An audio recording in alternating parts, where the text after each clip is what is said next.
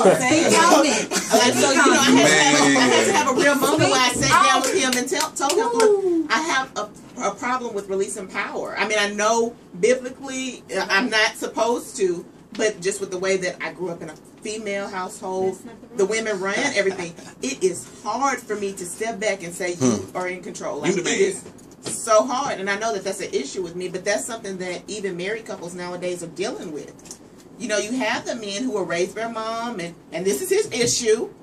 But raised by mom, sisters, baby them. Because they saw them working so hard, they get accustomed to that, and they feel like, well, my mom did this, and that, or my mom worked 2 jobs. It's not that they mean to say, okay, well, this is the type of woman I need to be with, work yourself to death or whatever, but they were raised that way. Right. So it's not intentional. They were raised seeing that, so it's okay for them to be with a woman that does this, or it's okay to be with a woman that takes care of them, or do whatever, but it's like it's not intentional. It's never, I don't ever think it's ever okay. Give her a mic.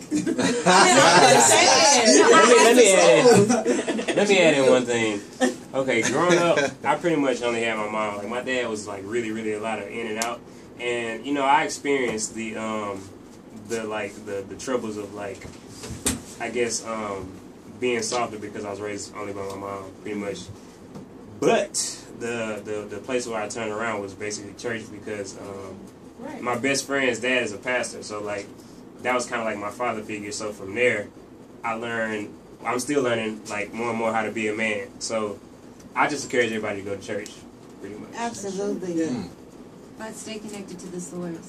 Yeah. My source is Jesus, and I think that's extremely important, because when you absolutely, and it's not just, and it's so funny because the more that God advances me in this business, this industry, the more I need Him more. Like, the more that I cling to Him, because you're literally dealing with wolves in sheep clothing. You're literally walking in a room full of vultures. You are really a commodity. You know what I mean? And if you don't hit, and you're just shunned off. Like, and another thing that we haven't touched on that's rampant right now is suicide. We're losing people to suicide. The enemy is now, I mean, the war has always been in our mind, because if he can change the way you think, then he already won. Our community doesn't take mental health seriously at all. We don't. We think you're soft. If you even go to therapy and get help, because you have to remember our community white people is stuff. so. We don't need that. I've been to therapy and all that. People know I'm an advocate for mental health. Absolutely. Just recently lost a friend. So I've lost 4 friends, but just recently lost one to it. That the whole the musical community itself had to, and we don't want to address it. We hit it like that. The whole service was almost pushed under a rug. And a lot of people upset. Right, and you probably know who I'm talking about, because you had to deal with it. Absolutely, but the thing was, and it hurt. It shut out every one of his fans and everybody else, because it's so hush hush in our community that it was so. You had to watch the way you said it, because his kids could see it online, and they didn't know. They know now.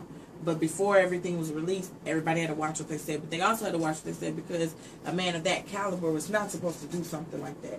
A man of that caliber. But then when you go back and look, all of these signs that all these people saw, and now everybody's like, I should have. It's just, you know, I should have. You can't control it. No. But at the same time, we as a community, we're so hush hush. Even now that he's not even here, everything is like, can't talk about it, whatever. We don't want anybody to see it. We don't want it, whatever. Because nobody don't do it. You know, Lauryn Hill said it best. She said, everybody wants to be used by God. And being used by God, it sometimes is being humiliated. It's being talked about. It's being persecuted. It's being the black sheep. I know.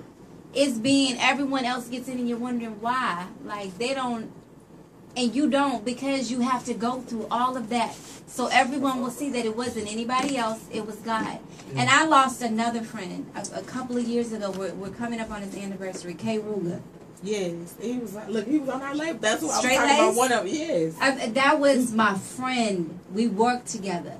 I remember he would come back. He was one of the first artists Jay-Z signed, hand-picked this man. Amen. He was the only one I ever rapped with from Houston that felt like we was a couple, you know, not a couple like that, but like our flows was like marriage together, because he didn't sound local. He sounded like a star. You know what I mean? You couldn't say he's from here. He was just very universal. And when the whole situation happened with him, I went to God and I said, God, why? Why wasn't it something that I could have done? Why didn't I foresee it? But it's the things that we don't know is that everybody is battling their own demons. And everybody thinks that everybody is so, we need to get away from everybody being perfect because nobody is perfect. I seen something on Instagram that was great. It was, nowadays people are comparing their behind the scenes to people's highlight reels. Oh, that's Come on. I like I that. say that all the time. My I friends like with that. comparing their bodies and whatever. And I could say even myself, like I went and had a lap band. And of course you can't tell because I'm still fluffy, but no. But I honestly, it's still like I went and had this done, but when I did, like it was like I could have died. They lacerated my liver. It was bleeding all over the place. My mom told me several times, the Holy Spirit told me, you don't need to do that. Mama, shut up. I got this. And I still went, didn't tell her the day I had the procedure and nothing else. Just so happened she talked to her friend, and that's who my nurse was supposed to be. My mama wouldn't have been at that hospital, I would have died. And that was 3 years ago. So it's like, but that was me thinking, I need to do this, I need to do this. I don't have high blood pressure, I don't have high cholesterol, I'm very active and all that. But in my mind, it wasn't even the fact of images that I saw, but it's just little things people will say over, girl, you done got so big, or, oh, what happened? You going through depression, or what's going on? Sometimes. I mean, hell, I pushed out 3 kids on top of that. It's like, you go down, you go up, you go down, but it's just my body just is not doing what it used to. You know, and we need to address stuff like that. That's what I'm saying. But I get it from my end. We don't. Do you need a burger? Have you ate? Your metabolism. Thank you. I have a son. I pushed him out. I just have high metabolism. God has given me, I don't know, I can eat whatever I want. I don't have to work out. I just have a high metabolism. My mama said it's going to catch up to me. You know, my little shirt. And that's fine. You think of little over there, little over there. But I think that the prejudice shouldn't be on either side because, like I said, we don't know the demons that people are battling. Now, I want to touch on something. You know, you were talking about mental health. Right. Is anyone aware of we're seeing more negative images now than we ever have? Yes. Yeah. It's more access. We promote it. Continuously exposed to negativity. Yeah. I'm not surprised that suicide has gone up. Like, I had to take a break from social media and all that. It's just, I do it all the time. If you follow the people that you love or like your the real down friends, news. you're going to get exposed to so much negative content. And you know, it's it like, used to be you didn't see all the murder and violence until you looked at the news. Yes. So if you didn't want to see it, you don't watch the news. Now you are people automatically continuously post it. exposed. It has to automatically happen. posted or they It's automatically written. It has to happen. I remember my dad used to preach, and he used to talk about in one of the scriptures where when the coming is coming, and the 2 apostles are going to come back and preach to the world, and everybody would see. And I'm thinking, as a young child, I'm thinking to myself, how is everybody going to see it? Right. Like, how is everybody going to see it at the same time? You know, like, Until until the word starts to manifest. And now you got social media, you have visuals, so the world will see when it all goes down.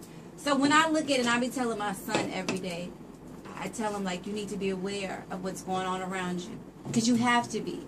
And nobody really, we have a sleeping generation, that's the problem. Man. Everybody is asleep or lost. They're one or the other, and it's time to wake them up. Generation sucks. I mean, Man. it's just really sad. Because I swear, It's just man, really like, sad. this is like kind of way below what y'all was just talking about, but this is like a small example. Like, last night I went to a club. I would say every female in there had on like heels or some kind of dressy type thing.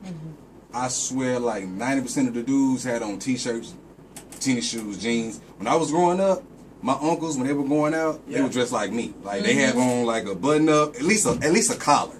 You know what I'm saying? The pants that fit, you know, a belt, you know, dress loafers, all that. But like nowadays, it's like that's not cool. And like I had made a video the other day. Belt loops, you need a belt on. Yeah, exactly. You got loops, you need a belt.